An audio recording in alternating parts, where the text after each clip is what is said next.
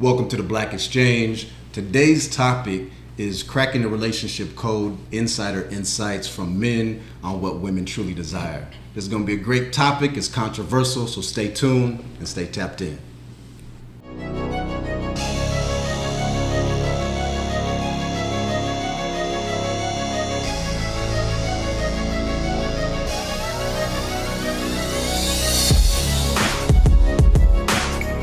Welcome back. I'm your host, Terrence. We're going to get into deep dive into this relationship code, and I'm going to have my brothers introduce themselves, and then we're going to drop into this topic. My name's Terrence. I'm actor, trainer, entrepreneur, motivator, and I'll let my guys do their thing. Hey, I'm back. I'm Big L. I'm the Salt and Pepper Gang, entrepreneur, project manager. You pretty much name it. Singer. I don't dance, but I enjoy myself. Johannes Fleming, aka Hollywood, one of the newest members of the Salt and Pepper Gang, personal trainer, entrepreneur. I own CEO of Fleming Logistics, a van company that I run, and it's a pleasure to be here with you guys tonight. Let's get at it.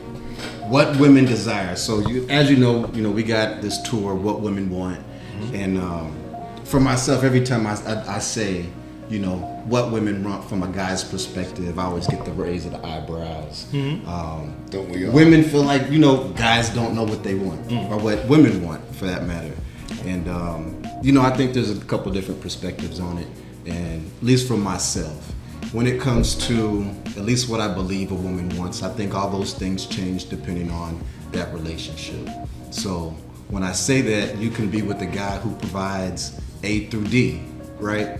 And because of that relationship, you're gonna require certain things from that particular person.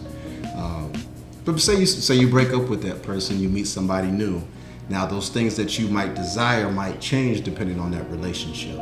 So if other guy did A through D, but now you only getting C through F, those things are gonna change. So I'm a firm believer in every situation is gonna be different.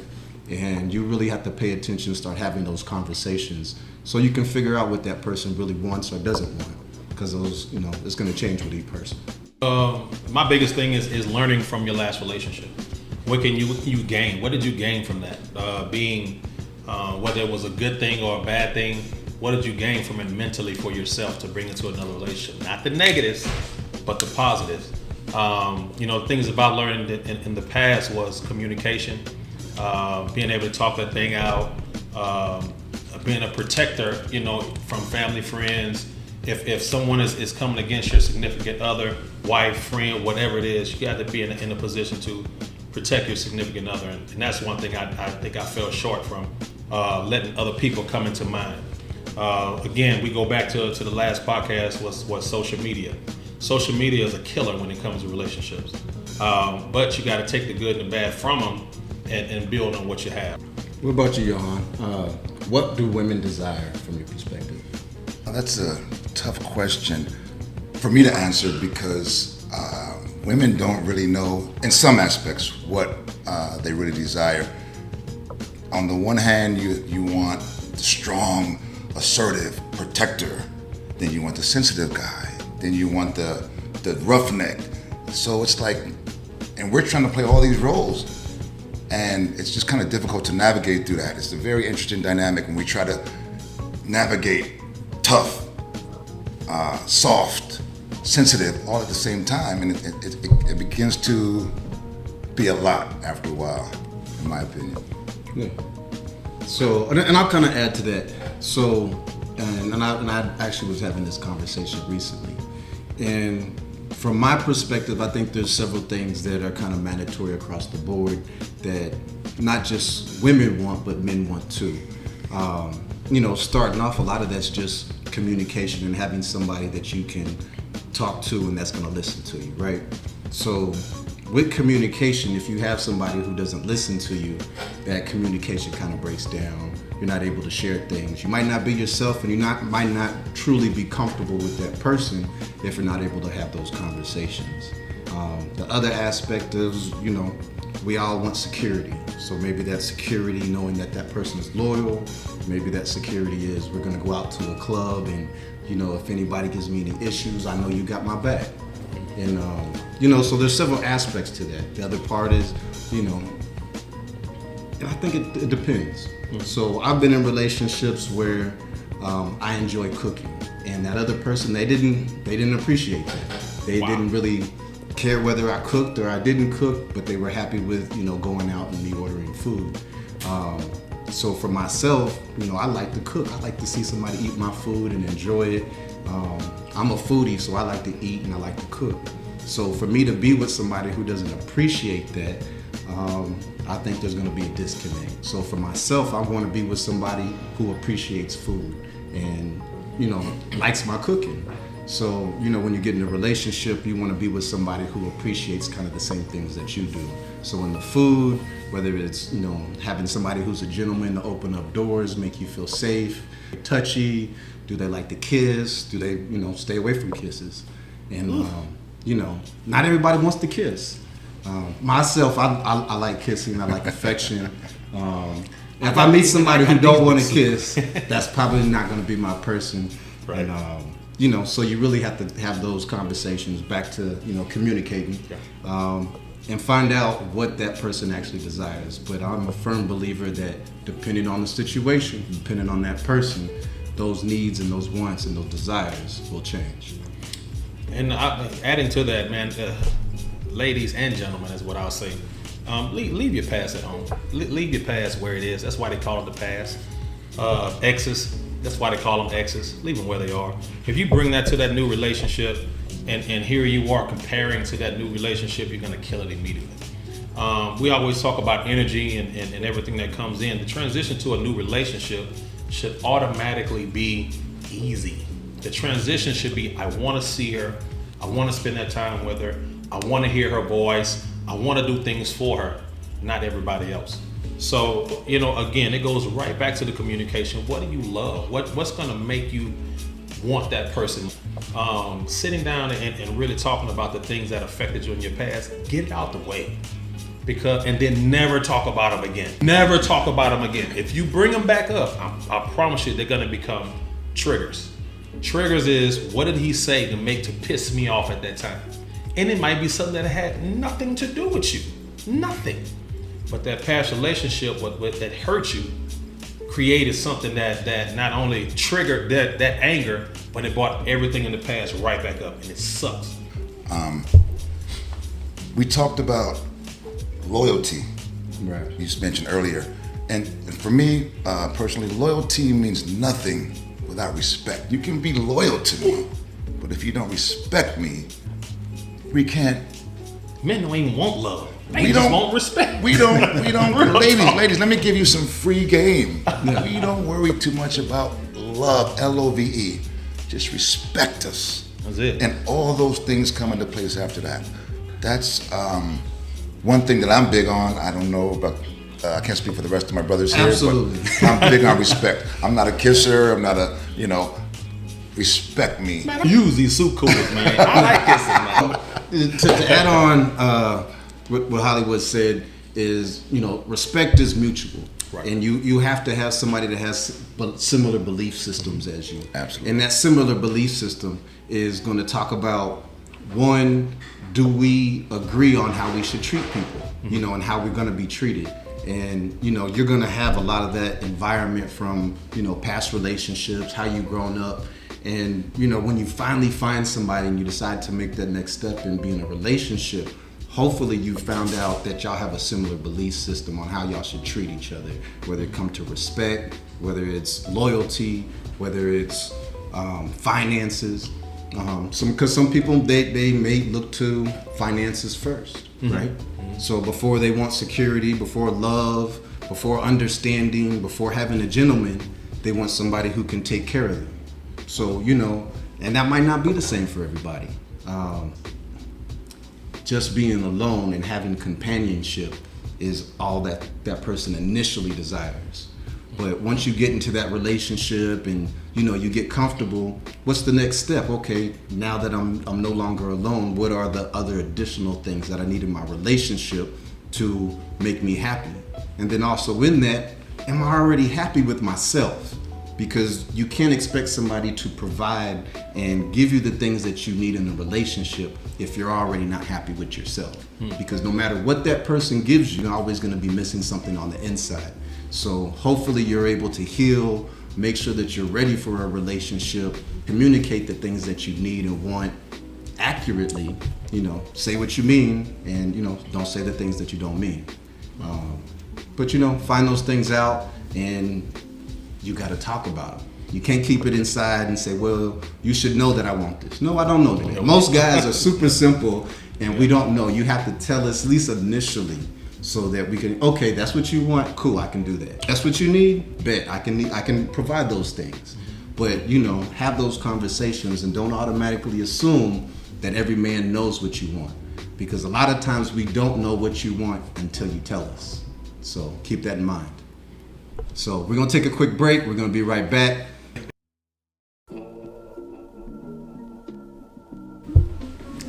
Welcome back to the Black Exchange with the Salt and Pepper Gang. We're doing a deep dive into breaking the relationship code, insider insights about what women truly desire from a man's perspective. So we're gonna kind of tie it back and focus in on what women really desire from our perspective. So let's start off with Hollywood. Give me a list of a good 5 things that you feel women truly desire. 5 things. Communication, I would say, is, and there's no particular order, but communication, consistency, sensitivity, loyalty, trust. If those are 5 things that I would say that women want, that would be my 5 things, not in any particular order. Okay. For myself, definitely trust. And I'm gonna put that on the top of my list. Trust. Without trust, you can't conversate. Without trust, you can't even be yourself, right? Because you ever been around somebody you don't trust, and you just like, you know what? I'm just gonna be over here. I'm not gonna say nothing. I'm not gonna do nothing, and you're not gonna be yourself. So definitely trust. Consistency in how you act, consistency how you treat somebody, consistency in your finances, and just being able to be to have stability, that be dependable. And then I feel like, and there's a lot of people that may not really, appreciate a gentleman, but I feel like when I'm around somebody, me being a gentleman, opening doors, doing these things are something that it's hard to find out there. So trust, stability, consistency, loyalty, and a good listener. Having somebody you can talk to goes a long way, at least for me.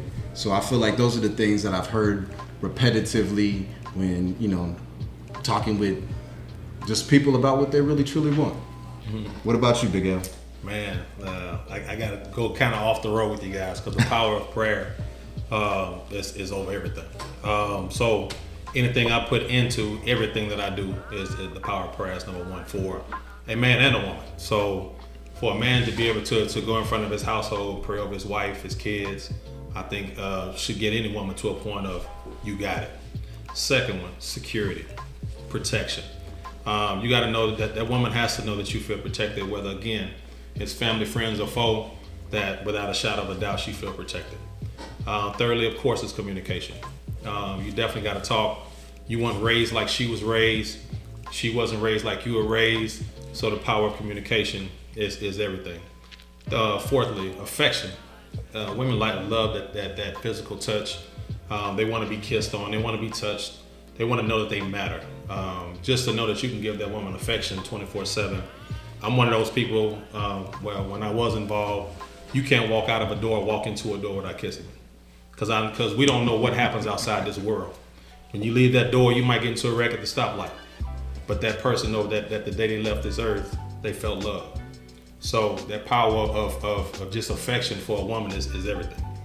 All right, so we're deep diving into this conversation, and I know you're feeling it, and I'm sure you're thinking, what about a woman's perspective, right? So you have these guys up here, and we're telling you what we feel like a woman desires in the relationship. But a lot of that is depending on who you're talking to. So in this conversation, we actually want to get a woman's perspective, so we can get some insight ourselves. So my insight is only limited to my experiences, right? So we got a caller calling in, and we're gonna get her opinion and her advice on what she believes women desire.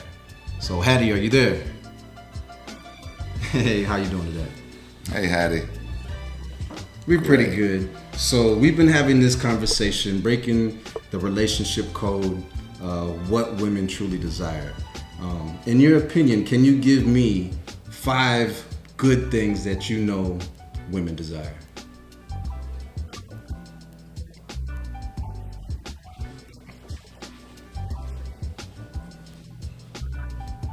Absolutely.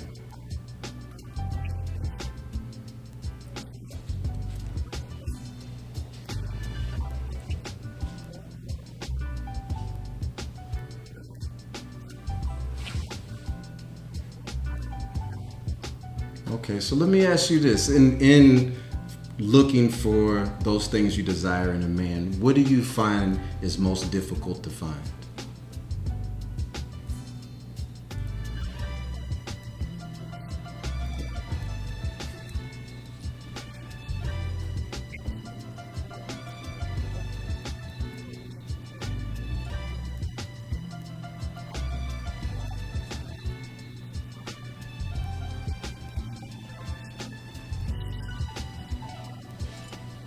Okay. Now, so for myself, I've been in situations where maybe I feel like I communicate too much. You ever been in a situation like that?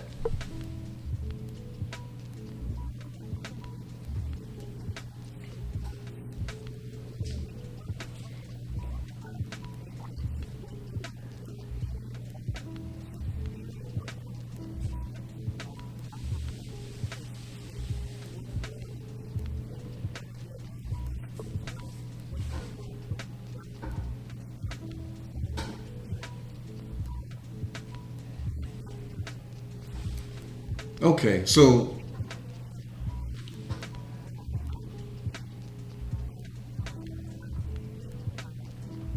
I completely agree. So to kind of explain what I'm referring to is I've been in situations where you're trying to communicate and maybe that other person just isn't used to that style of communication or used to or being in a relationship where there's good communication. And I feel like when I try to communicate, I communicate in an assertive way. So I'll come to you and I'll say, okay, this is the situation and this is how either you feel or I feel about it. And, you know, as a compromise, what can we do in order to, you know, make both of us feel satisfied? And sometimes it's not even both people. Maybe it's just, I just want to make sure that you're good. And a lot of times I feel like in trying to have those conversations and somebody who's not used to communicating, a lot of people run from conversations. And I feel like I've, in separate relationships or dating, that you have to be like, hey, come back, let's actually sit down and talk, because maybe that person has been so used to running from conversations Defensive. because those conversations haven't been productive, or the person that they're used to having those conversations with might become aggressive. A lot of people get defensive and want to walk away before they address the situation because they don't want to deal with confrontation. Right. I was one of those people. I was one of those people who could not, as soon as I heard her get to a level of anger, I shut down. Right. I shut down because now we finna create a whole level of anger that's gonna create something that's gonna get hostile. Correct. So instead of me communicating with her effectively, I hurt myself because me sitting down and talking to her got her to a level of anger. And then it got me to the point I was like, nah, we good. Yeah. You won. Now we're not gonna communicate. Right. So it became bad communication because I didn't want the confrontation. Now we're not gonna communicate. Right. So it became bad communication because I didn't want the confrontation. Okay, so what I'm hearing is oh, I'm sorry, go ahead. Go ahead, Hetty.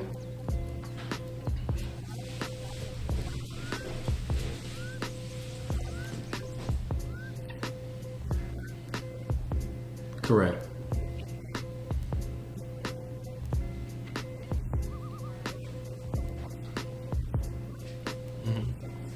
Yep. Absolutely.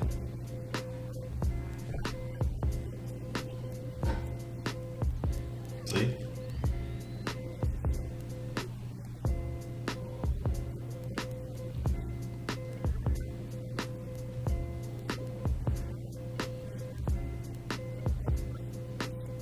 Correct.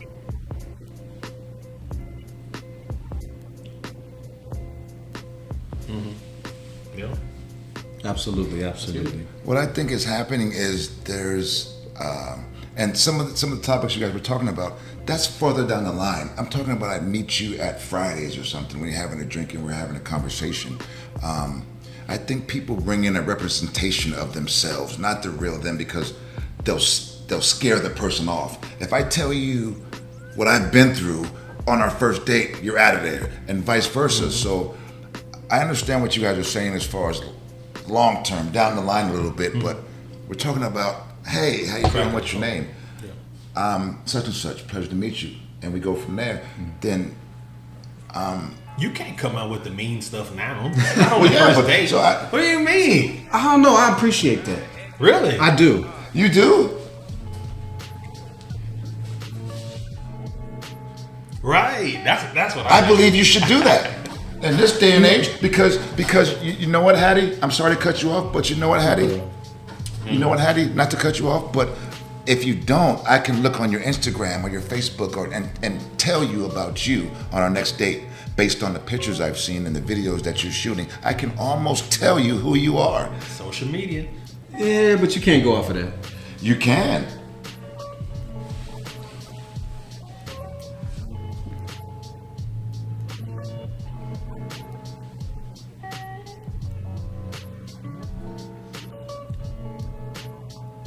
Yeah, you can't see your character.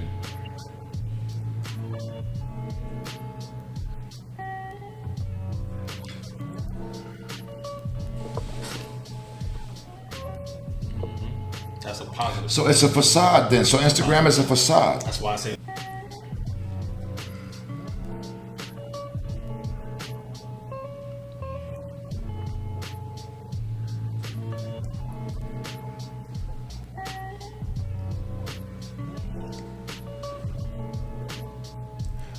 I told y'all, listen.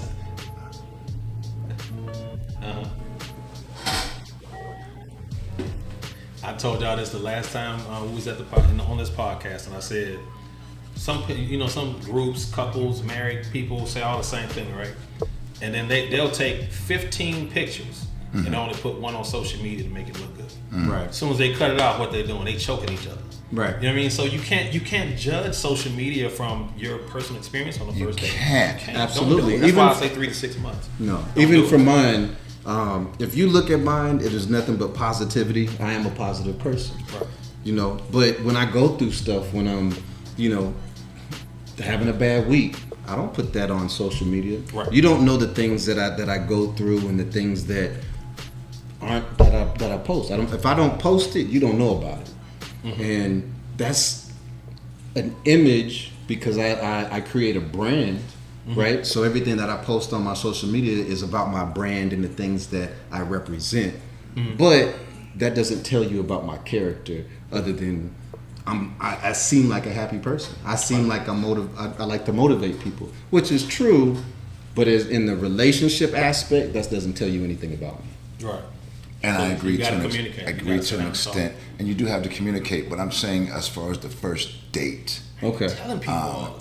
let's get. I down like to get to the meat and potatoes. I do. As you said, let's get down to meat. I don't Nah. want to know. I don't You want to talking know. about kids. I want to save my time. I want to know the kids, where you're from, what's your background. I want to know that. And the first. So date, Hattie, you let say- you me. might say, I got I'm a question here. for Hattie. Okay. So Hattie, if you're on a first date and you said typically you don't want to do the meat and potatoes at first, but if somebody is engaging with you and there's a good vibe and you're enjoying the conversation, do you mind getting to the meat and potatoes? She there? Hattie? She there? Pay attention in class now. All right. No, so I'm asking you, so if you're on a first date and you said typically you don't get into the meat and potatoes of Getting to know you, yeah. but if that conversation and that vibe is good and the conversation's on point and you feel comfortable, do you have a problem getting to the meat and potatoes? Okay.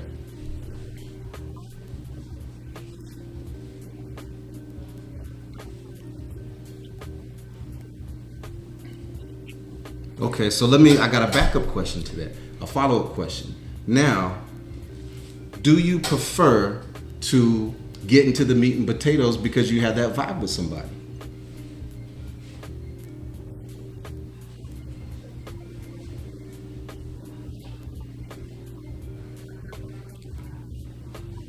Okay.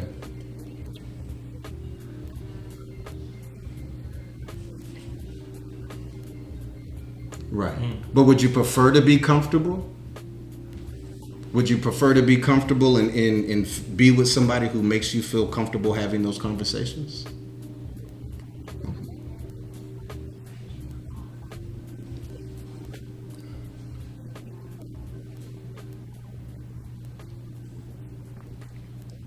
Okay. Wow. So, That so, part. so what you saying? You couldn't pay for it on the first time? So you couldn't pay for it the first time? Oh, okay. You just let me know, right? Gold digger. Now I'm just playing. Oh yeah. No, I'm just messing with you. Hey, well, Hattie, we really appreciate you calling. Absolutely. Great insight. You really helped provide some great information. Well, guys, we're here at Unc Cigar and Hookah Lounge and Auntie's Hookah Lounge here in Houston, Texas, having a great conversation about breaking the code when it comes to what women truly desire from a men's perspective. We got some great insight from Hattie, Lipstick and Cigars. Charles just called in helping us with some good insight. So this is a topic that there's a lot of moving parts to it. It's always going to change each and every time we have this conversation. So we might bring it back. Big L. You already know. Oh, yeah. So I got my man Johan here, Hollywood all day. It's the Salt and Pepper Gang, the Black Exchange, coming to you from Unc Cigars and Auntie Hookah Lounge. I hope to see y'all next week. Stay tuned in. We got you. Like, follow, share. Hey, and again, please like, subscribe down at the bottom. Leave us a comment. Let us know how you like the show. Let us know if you got comments, questions. You got a particular podcast you want us to talk about. Or even if you want to call in. If you want to call in, September 16th, make sure that you stay tuned. We got the Salt and Pepper Gang is going to be speaking at Morehouse College. If you're out in the area in Atlanta, please check us out. Come see us, and we hope to see you soon. See you next time.